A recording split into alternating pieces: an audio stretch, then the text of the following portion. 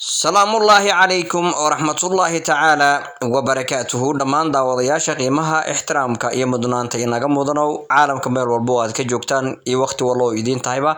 waqtiga hawanaada waayahana samaado walaalkiin oo idin mar kale i muuqaal hor leh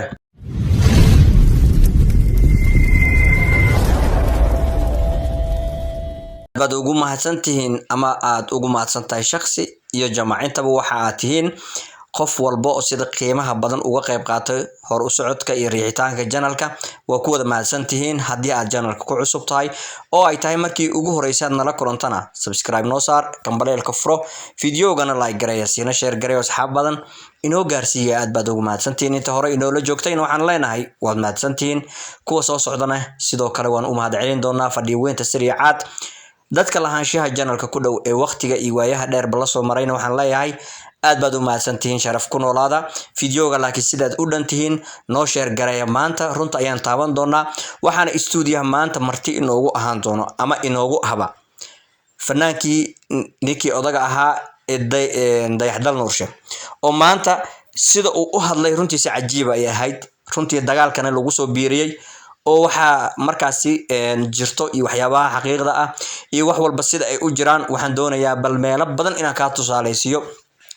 dhibaatada ina haysatana halka ay inaga haysato maanta si toos ayaan tooshka kugu ifin doonaa wax badan oo aadan ogeyn waad ogaan doontaa bal ila sugnow waxaadna isku daydaa in aad fahantid inta aadan jawaabin ka hor kadibna wixii afkaar ah oo aan isweedaarsanayn waan isweedaarsan doonaa oo halkan ayaan ku wada wadaagi doonaa laakiin iyo ogolow marka ugu horeyso inaan videoga ku hor keeno kadib ayaan iswareysan doonaa intaasna dib hay noogu dhacday bal daawasho wacan hebel hadaa maqli jirto burush xaar leh oo dadka daba wataa waa bahalkan wareersan ee aan waalid aqoon ee aan ma aragtaa awlaad aqoon ee aan xaas aqoon ee aan diinna lahayn ee Xuseen Oji leeyihiin waliba de Oji anu inaad magacaaga wasaqda ah daba dhigto anu waaba ka xumahay oo Oji iyo ogaadeen waa dad sharaf iyo meeqaam iyo qiimo iyo ma aragtaa qabiil Soomaaliyeed oo aad u qiimo badan waaye Xuseen xaaraan inaad isdaba dhigteen sidaad soo wada daawateen ninka odaga ahaa Xuseen ayaa hadda dagaal cusub u bilowday dadka intooda badanna su'aasha ay maanta isweydiinayaan waxa ay tahay waxaynu ka wada warhaynay in Xuseen uu dagaalo badan ku jiro Xuseen Oji ninka inuu dagaalo badan oo ku jiray maxay tahay marka sababta uu haddana ugu soo biirsaday amaba uu ugu soo darsaday fanaan kale oo marka hor leh oo ah Dayaxdal Nuurshe dadka qaar waxay sheegayaan Dayax inuu isaga yani wax dhahay waaba sidoo isaga xataa Xuseen videoga afkiisa hore waa wada aragteen dhamaantiin oo ka sheegay laakiin hal mid ayaa markaas dadka aad isku weydiinayaan xitaa wax kasta oo dhacaan qof walba waa loo jawaab hadii la dhaw xaaladdu way adkaanaysaa ay dadka qaar maskaxdooda ku taagan samaxay tahay sababta guud ee dagaalka markaan intaan gaarsiisay waxaanu ogeen Sharmi asiga ka bilaabatay oo Sharmi asiga siyaara karbaashay way iskala baxeen waxa ku soo darsoomay Abubakar waa la iskala baxay haddana waxa ku soo darsoomay Dayaxdal Nuurshe oo intaba aynu si guud u aragno in uu Xuseen weerar isaga ku ahaa su'aasha marka waxay tahay meesha taalo sidoo ka dhawaaji waxa uu yiri wax uu xeeriyo oo xeeri karo ma jirto oo xeerba ma lahanba iyo wax celiyo sidaas darteed xaasaska iyo ilmaha iyo hooyooyinka ayuu caayaa oo caado lagu yaqaan weeyaan wax cusub maahan waa caado lagu yaqaan ninka odaga ahaa sababtaas maxay tahay bal in yar dib aan idin yar celiyo reer Muqdisho kulay waa channelku waa ka mid tihiin xilligii hogaamiye kooxeedyada hadii aad war u haysid ama aad xasuus lahayd oo marka aad xasuusatid waxaa jirtay markii uu dagaal dhaco ama xaafad ka mid ah magaalada Muqdisho uu dagaal ka dhaco oo hogaamiye kooxeedyada isku dagaalaan oo la isku soo bahaysto oo arko ama ay reero isku soo bahaystaan waxa uu si automatically u sameyn jiray waxa uu qeybin jiray madaafiic oo ku garaacayo ama uu ku rido goobo kala duwan oo markaasi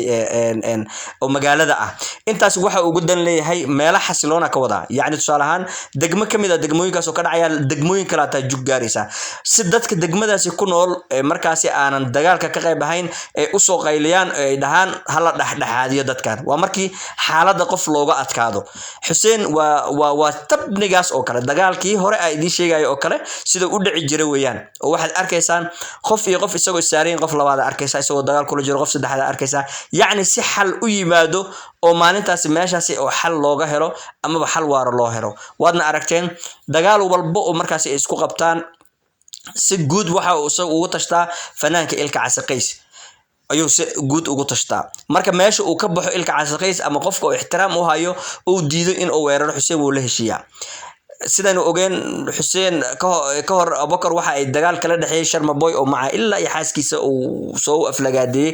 kadib haddana anagoo tii la yaaban oo le maxaa halkaa la isugu gaaray iyo maxaa dagaalka intaan la gaarsiiyey ayaa haddana waxaanu si guud u aragnay haddana abubakar hooyadii la caynayo haddana hadda waxaan aragnay ninkii odaga ahaa xuseen oo haddana leh tiimkaasu waa in ay dilaan amaba ay gacan ugu qaadaan haddii ay run sheegayaan ninka odaga ah ee dayaxdal nuursha aniga soo wax iiga sheegi karaa isagoo Nairobi dhex joogo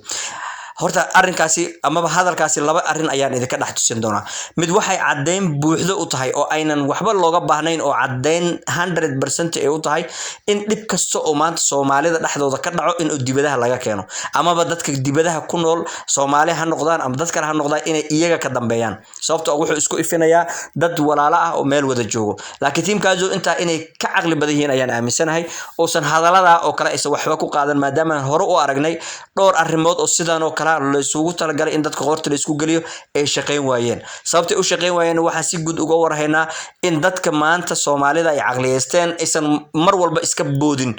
maadaama aysan jirin wax lagu boodo dayax sida muuqaalkan oo dheeraa oo aan diidanaa in wax badan ka soo qaato darteed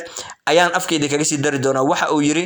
ogaadeen Xuseen inuu OG ama ogaadeen oo ku darsadaa maba aha wax fiicano Xuseen xaar inuu ku darsaday ahayd sababtoo ah ogaadeen ma matalo xaqiiq qabiil dhan cid batali karta ama qof matali kara ma jiro qabaylka dad wanaagsan ay leeyihiin dad xun ay leeyihiin intooda xun marka la arkay intooda wanaagsan in la ijaafeeyo maaha waana sida dhabta ah ninkan odaga ahna dhowr jeer oo tagay mar dhaw ugu dambeysay meesha wax dhibaato ah ma jiraan ragga waa walaalihii iyaga waa walaalay u arkaan fanaankoodii u arkaan laakiin qof joogo Europe oo iska raaxaysanayo oo raaxo ku jiro oo iska fadhiyo oo iska nimceysan wuxuu isku dayayaa qof kaleete iyo qof kale inuu iska horgeeyo tusaale yar ayaan maanta ku siinayaa okay wayba soo qaateen ba hadalkii Xuseen OG soo qaateen tiimkaasu way soo baxeen ninka odaga ahaa ee dayaxdan nurshay wax ku dhufteen haddii wax la xirayo waxa la xiri doonaa tiimkaasu inta Xuseen soo baxo oo ka soo baxo Europe uma imaanayo wiilasha wax geystay si oo arrinkooda xitaa haddii ay noqoto $3,000 oo lacag ahaan iska yar haddii ay badbaadadooda gasho $1 kama dhiibayo sababtaasna ma garanaysaa isaga markaa waa ka banaanka laakiin markii uu dambi gelinayo qaab qabiil ah ayuu soo maraya laakiin markii dambiga galaan waa ka bari oo banaanka ayuu ka istaagayaa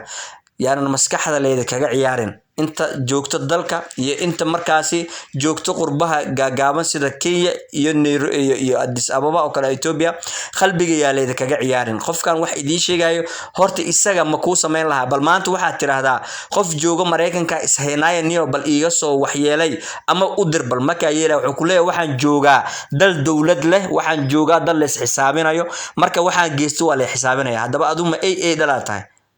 xagee adi joogtaa meesha joogto maan dal dawlad la ahayn dibka geysata maan lagu soo raacanayn marka hadaba aan aqliyeysano aqligeena ha shaqeeyo yaanan meel walba ku cararin waxaan rajeynayaa inaan isfahmi doono Xuseenna waa qofkeeni haduu wanaagsanaadana waa la wanaagsanaan doonaa waxaan idin leeyahay reer siriicad dhamaantiinba fiidiyogan la garay isgaargaarsiya si aynu wax u fahanno aad baad u maasantii muuqaalkan share garay oo la garay inta mid xig ku kulmi doonana dhamaantiin waxaan idin kaga sii tagayaa nabadino